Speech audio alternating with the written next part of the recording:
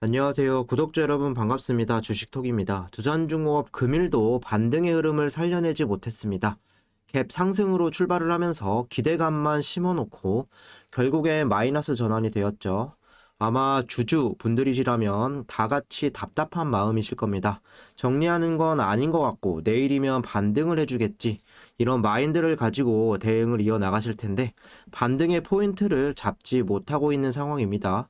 매일매일 떨어지는 것만 보고 계시면 멘탈이 잡히다가도 나가기 때문에 한 발짝 물러서서 지켜보는 것도 한 방법일 것 같습니다. 금일 영상에서는 레포트 자료를 토대로 이렇게 힘들어도 정리하지 않는 이유에 대해서 체크를 해보고 기대감도 다시 체크해 보도록 하겠습니다. 구독과 좋아요는 큰 힘이 됩니다. 소통하는 방송인 만큼 지금처럼 댓글도 많이 남겨주시면 감사하겠습니다. 제 채널은 유한타증권사와 제휴를 맺고 있습니다. 현재 유한타로 거래를 하시거나 앞으로 사용할 의사가 있으신 분들은 지속적으로 무료 관리 도와드리고 있습니다. 기존에 쓰는 계좌를 바꾼다는 건 쉬운 게 아니지만 그렇다고 어려운 일도 아닙니다. 유한타로 사용만 하시면 조건 없이 무료로 수익 관리를 도와드리고 있고 새로운 계좌, 새로운 마음으로 만들어주시는 분들도 많습니다. 서브 계좌는 유한타로 이용하셔서 좋은 인연 만들어갔으면 좋겠습니다. 텔레그램 무료방에서는 두중을 중심으로 브리핑, 수급, 이슈, 매수 타점을 공유드리고 있고 시황적인 분석이나 종목 추천으로 꾸준하게 수익을 드리고 있습니다. 어려운 장세에서도 오늘 서울옥션 좀 추천을 드렸고 좋은 반등세가 나와주면서 또 수익권에서 마감을 한 모습입니다. DPC 같은 경우도 오늘로써 한 7% 정도 수익이 났던 이런 상황인데 여기 보시면 손절 포함 누적으로 본다라고 했을 때 10월달 같은 경우는 손절 하나 포함해서 좀 45%가량 수익 청산을 도와드리고 있고 11월달 같은 경우는 게임빌 실이긴 하지만 30% 이상 수익을 보여드리고 있습니다. 오늘 서울옥션 요 가격에 추천 나가서 수익 보유 중이고 누적으로 보신다면은 큰 수익률이 아닐진 몰라도 손실을 최소화하면서 꾸준하게 수익을 보여드리고 있고 이 모든 게 다 무료로 진행되고 있습니다. 참여 원하시는 분들은 댓글에 나와 있는 제 번호로 문자를 주시거나 1대1 카톡으로 문의 남겨주시면 되겠습니다. 그럼 구독, 좋아요 눌러주셨으면 영상 시작을 해볼게요. 오늘은 이야기 드릴 부분이 많아서 좀 빠르게 진행하도록 하겠습니다. 원전 관련주들을 보시면 나름 초반에 상승하는 흐름도 있었습니다. 두중 오늘 고점이 3.8%까지 갔다가 정말 반등이 나와주는구나 기대감도 있었지만 종가는 이렇게 마무리가 되었습니다. 다른 종목들을 좀 보시면 아쉬움도 크게 남을 수 있지만 말씀드린 대로 추가적인 큰 조정세가 나오지 않고 또 하락 부분을 멈췄다는 부분에 의의를 두실 수도 있겠습니다. 너무 긍정적으로 해석하는 거 아니냐 하실 수도 있는데 개인 성향 차이겠죠.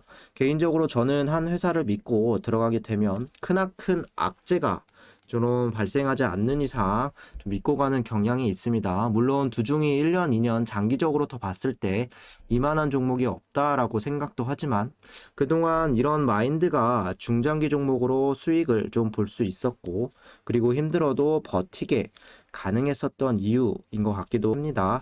오늘 시장 리뷰를 간단하게 드리면 양 지수는 초반부터 모두 하락세로 시작을 해서 종가까지 이렇게 이어갔습니다. 중간중간에 반등하는 흐름을 시도하기는 했으나 그때뿐이었고 제대로 된 회복의 기미는 전혀 없었습니다.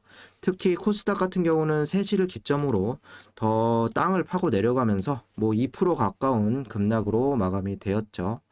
시장의 악재는 계속되고 있습니다. 미국 증시 인플레이션 압박에 대한 매파적인 기조가 확인이 되었고 국내 금통위에서도 25일 금리 인상분에 대한 이런 예정도 주시장의 부담으로 작용을 하고 있습니다.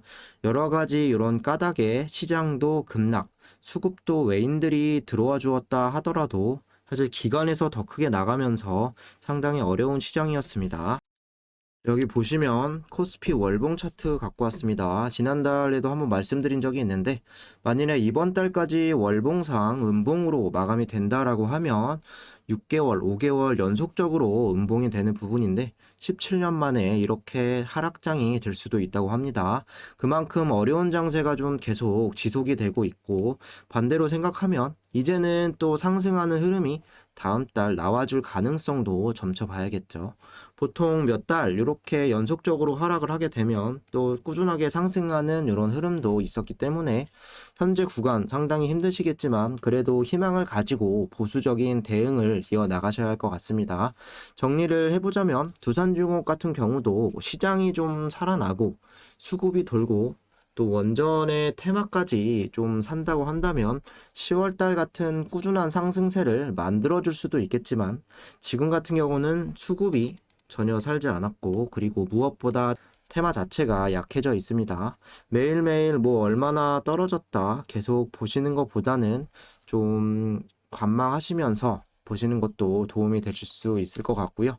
1차적으로 테마가 다시 주목을 받고 시장 전체적인 순환매가 돌아와 주길 기다려 봐야 하는 이런 입장이 되겠습니다. 이어서 수급을 보시면 시장의 수급과 외인만 빼면 큰 차이는 없었습니다. 개인 위주의 수급 동향에 외인과 기관의 이탈로 어제와 비슷한 캔들 모양을 만들었습니다. 코스피 전체적인 시장 수급 같은 경우는 기관이 오늘 6,900억 정도를 던졌고 거기에 금투 또 4,500억 정도, 투신이 1,000억 정도, 연기금 같은 경우가 260억 정도 모두 매도세로 던졌기 때문에 개별 위주의 이런 수급도 어느 정도 이해가 되는 부분이라고 생각이 들기는 합니다. 외인이 오늘 10만 주가량 이탈이 되었고 그리고 개인이 34만 주 순매수, 기관이 23만 주 이탈, 프로그램 매매가 14만 주가량 또 이탈이 되었는데 연기금 같은 경우도 3시까지는 11만 주가량 순매도가 되었지만 종가상 480주 정도 플러스로 전환된 모습이죠. 역시나 오늘도 갈 수 있었던 흐름에서 뭐 프로그램이라던가 외인, 금융투자, 사모펀드까지 나가면서 주가를 끌어내리기에 바빴습니다. 뭐 고점으로 치면 주가가 4% 가까이 이렇게 떨어졌지만 초반에 상승을 했기 때문에 그 상승세만 잡아먹었던 그림, 종가가 이런 약보합이라면 그냥저냥 너무 안 좋게 생각하실 필요도 없을 것 같습니다. JP모건도 어제자 기준으로 봤을 때 한 3만 주가량 이탈이 되면서 11월 전체적인 누적 순매수는 7만 5천 주 정도 이렇게 순매도로 진행 중입니다. 아직까지는 11월 크게 호재가 될 것도 없고 들어올 만한 메리트를 못 느낀다. 이 정도로 좀 파악을 하시면 되겠습니다. 뭐 공매도 같은 경우는 계속해서 물량이 부담이기는 하지만 그나마 다행스러운 점도 있습니다. 비율은 4%대로 어제와 좀 비슷하게 공매 수량이라던가 이루어졌고 하지만 전일 기준 대차거래 상환이 좀 크게 되면서 잔고 수량과 잔고 금액도 줄어든 모습입니다. 최근에 주가 자체는 계속해서 떨어지고 있는 상황이고 또 공매도 상환을 만약에 하지 않고 이런 물량들만 계속 쌓아간다라고 한다면 앞으로 부담이 더 커질 수 있는데 일단은 11월 10일 기준 잔고 금액이 9,200억까지 가장 높이 올라간 수준에서 어제자 기준 한 1,000억 정도 줄어든 8,200억 수준입니다.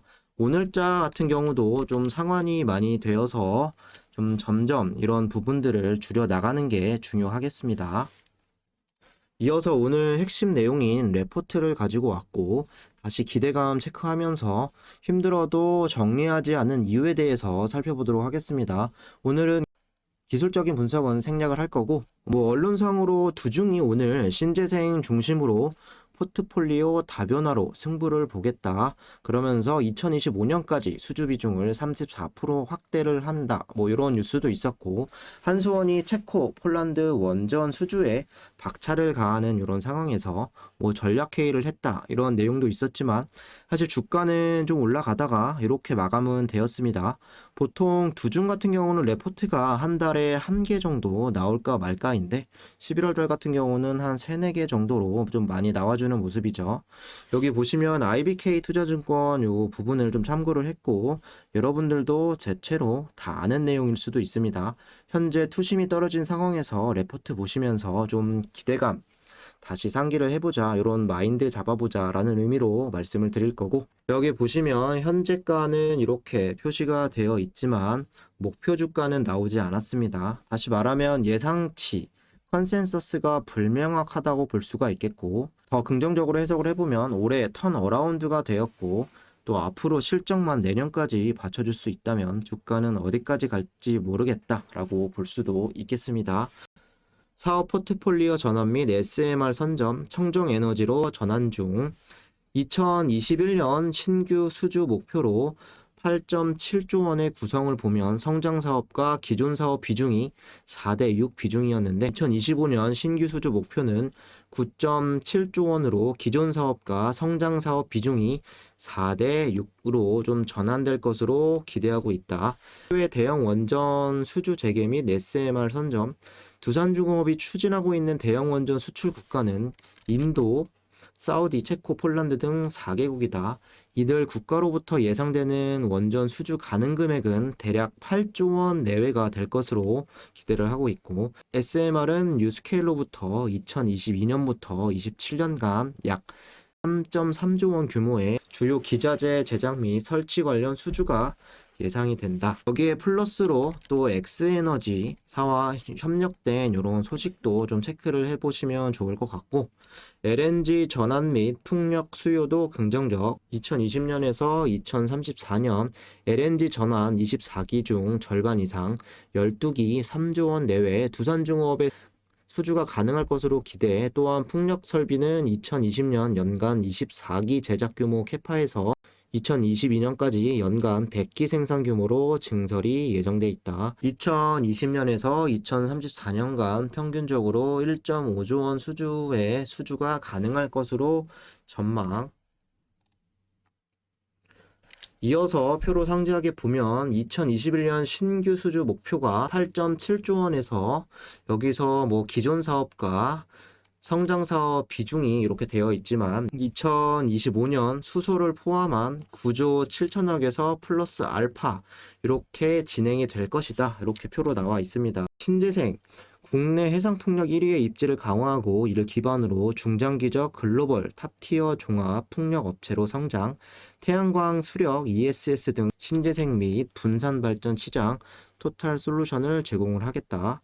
수소 대규모 청정수소 수요가 예상되는 수소 발전 시장을 선점해서 수소 발전과 청정 수소 공급을 연계하는 종합 솔루션을 제공하겠다. 가스터빈 국내 가스 복합 시장 내 선도 입지를 구축, 해외 진출 가속화로 글로벌 탑4 반열의 목표를 가지고 있고 차세대 원전 SMR 시장 선점과 이런 부분을 잘 알고 계시죠? 쭉 이어서 보시면 주중에 해외 원전 수주는 한수원 등과 팀코리아의 일원으로 참여를 하거나 한국이 수주를 못하더라도 미국 웨스팅하우스가 수주하면 여기서 서브 벤더로 들어가 주기기 납품하는 형태로 이루어지고 있다. 현재 추진하고 있는 국가 인도, 사우디, 체코, 폴란드 4개국 8조 원 내외가 될 것으로 기대. 인도는 2022년 2기의 발주가 예상되는데 일단 웨스팅하우스가 주 계약제로 선정이 되어 있고 여기에 들어가는 주기기 원자로라던가 증기 발생기 두산중공업이 납품할 것으로 예상.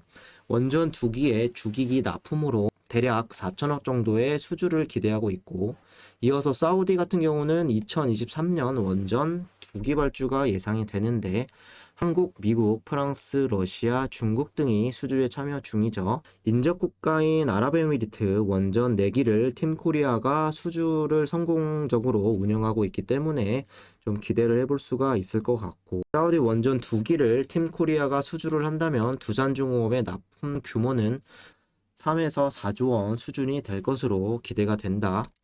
체코 24년 원전 1기에서 2기 정도 발주가 예상이 되는데 한국, 미국, 프랑스가 수주에 참여 중 2022년 공식 입찰이 진행될 예정이고 이번 달 말까지 또 평가 요거를 제출하게 되죠. 원전 1기당 두산중공업의 수주 규모는 사우디와 비슷할 전망 한 요 정도 된다라는 수준이죠. 가장 큰 시장은 폴란드 시장이죠. 25년까지 원전 6기 발주가 예상이 되는데 한국과 미국, 프랑스가 수주에 참여 중 미국 웨스팅하우스가 수주를 해서 기본 설계를 하고 있고 두산중공업은 주기기로 1.2조 원 정도 규모의 납품을 기대한다. 이렇게 좀 나와 있습니다. 이어서 쭉 보시면 차세대 원전 SMR에 대한 선점 SMR은 기존 원전 대비 안정성 강화, 초기 투자 비용 감축, 건설 기간 단축 등이 가능해 향후 원전 산업을 주도할 것으로 전망. 특히 유스케일 파워는 미국 정부의 전폭적인 지원 하에 상용화에 근접한 모델로 평가받고 있고, 작년 8월 SMR 최초로 미국 규제기관 설계 인증을 완료를 했죠. 두산중공업은 또 제작 파트너로서 지분 투자 및 초기 제작 물량은 확보했고, 2030년까지 5개 이상 프로젝트의 소재 공급 제작 수주가 예상이 된다. 2027년까지 3.3조 원 규모의 또 수주가 예상이 되고, 스케일의 공급원 확보 및 제작 기술 개발을 바탕으로 타 SMR 개발사들의 기기 설계 및 기자재 공급 참여를 추진하고 있죠. 이어서 아까 말씀드렸던 SMR 업체 중 엑스에너지로부터 300억 규모의 또 설계 용역을 받았고, 선정되면 기자재 납품 확대를 더 추가적으로 늘릴 수 있는 이런 부분도 있습니다. 밑에 보시면 석탄 발전, LNG 가스 터빈 이런 내용들이 다 있는데 시간상 다 내용을 읽지 못하기 때문에 레포트 오늘 나왔습니다. 찾아보셔서 읽어보시면 되고요. 그럼 마지막에 결론이 뭐냐? 여기를 보시면 올해부터 수주 잔고 확대가 전망이 되면서 또 내년 신규 수주와 수주 잔고가 좀 전망이 되는 이런 상황이고, 두산중공업의 매출액 추이 같은 경우는 한 2022년에는 10% 정도 상승할 수 있다라는 부분이고요. 그리고 구조조정 효과로 2021년 고정비가 완화되며 수익성 회복세 기록을 하고 있는데, 여기에 최근에 두산건설까지 매각이 되면서 더욱 재무 안정화에 기여하고 있죠. 턴어라운드적인 부분에서 빚도 어느 정도 좀 줄여 나가고 있고, 여기에 또 실적이 받쳐준다라고 하면 또 좋을 수가 있는 부분인데, 영업이익 같은 경우도 원전과 SMR 연말에 수주에 따라서 더 나와줄 수도 있다라는 이런 내용입니다. 그동안 두산중공업의 기존 수주 잔고가 70%가 원전이었으나 신규 원전 건설이 계속 취소가 되면서 10% 내외로 좀 하락을 했죠.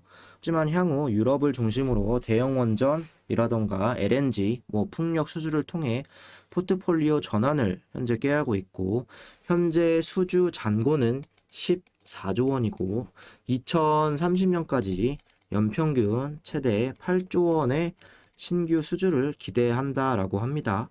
현재는 자리를 잡아가는 구간, 정말로 여기에 실적만 더 받쳐준다라고 한다면 지금보다는 1년, 2년 안에 주가는 나아질 수 있다는 점입니다.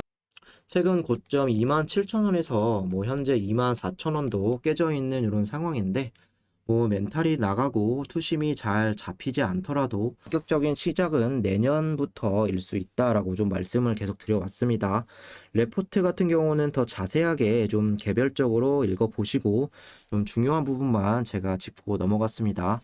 어쨌든 이런 부분으로 기대감을 다시 좀 살려나가시면 되겠고, 최소 연말 또는 내년 1년 이상 좀 지켜보시면 더 좋은 결과 있을 것 같습니다. 이상으로 영상 여기서 마무리하도록 하고, 구독과 좋아요 안 누르신 분들은 한 번씩 부탁드리겠습니다. 앞에서 말씀드린 것처럼 좀 수익률 잘 내드리고 있으니까 유한타만 사용하시면 계속해서 무료로 도와드리고 있습니다. 관심 있으신 분들은 댓글에 나와 있는 제 번호나 1대1 카톡으로 문의 주시면 되겠습니다. 감사합니다.